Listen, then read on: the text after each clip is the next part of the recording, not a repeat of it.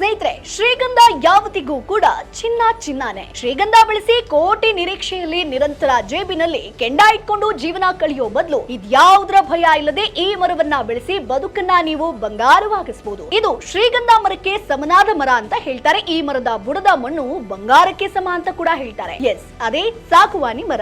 ಒಂದು ಸಾಗುವಾನಿ ಮರ ಸುಮಾರು 30 ವರ್ಷ ಬೆಳೆದ್ರೆ ಸಾಕು, ಅದಕ್ಕೆ ಕನಿಷ್ಠ 1 ಲಕ್ಷದಷ್ಟು ಬೆಲೆ ಬಂದೇ ಬರುತ್ತೆ. ವರ್ಷ ಕಳೆದಂತೆ ಇದರ ಬೆಲೆ ಹೆಚ್ಚುತ್ತೆ ಹೊರತು ಕಡಿಮೆ ಅಂತೂ ಆಗೋದಿಲ್ಲ. ತೇಗವನ್ನ ಒಣತೇಗ, ತೇವತೇಗ ಅಂತ 2 ಡಿವಿಷನ್ ಮಾಡ್ತಾರೆ. ಸೊ ಒಣತೇಗವನ್ನ ಜನ ಹೆಚ್ಚು ಇಷ್ಟಪಟ್ಟು ಖರೀದಿಸ್ತಾರೆ. ಸಾಗುವಾನಿ ಮರವನ್ನ ಇಂಟೀರಿಯರ್ ಡಿಸೈನ್, ಯಾವುದೇ ಕೆತ್ತನೆಗೂ ಕೂಡ ಹೆಚ್ಚಿನ ಪ್ರಮಾಣದಲ್ಲಿ ಯೂಸ್ ಮಾಡ್ತಾರೆ. ಸೊ ಸಾಗುವಾನಿ ಮರದ ಬುಡದ ಮಣ್ಣಿನಲ್ಲಿ ಸಾರಜನಕ ತುಂಬಾ ಕಡಿಮೆ ಇದ್ದು ರಂಜಕ ಹಾಗೆ ಪೊಟ್ಯಾಷಿಯಂ ಹೆಚ್ಚಿರುತ್ತೆ. ಹಾಗೆ ಸೂಕ್ಷ್ಮ ಪೋಷಕಾಂಶಗಳಾದ ಕ್ಯಾಲ್ಸಿಯಂ, ಮೆಗ್ನೀಷಿಯಂ, ಸತ್ತು ಹಾಗೆ ತಾಮ್ರ, ಕಬ್ಬಿಣ ಅಂಶಗಳು ಕೂಡ ಈ ಮಣ್ಣಿನಲ್ಲಿ ಇವೆ ಅನ್ನೋದು ಸಂಶೋಧನೆಗಳಿಂದ ತಿಳಿದು ಬಂದಿದೆ. ಕೃಷಿ ಬಗ್ಗೆ ಇನ್ನಷ್ಟು ಮಾಹಿತಿಗಾಗಿ ಈಗಲೇ ಫ್ರೀಡಮ್ ಆಪ್ ಅನ್ನ ಡೌನ್ಲೋಡ್ ಮಾಡಿ.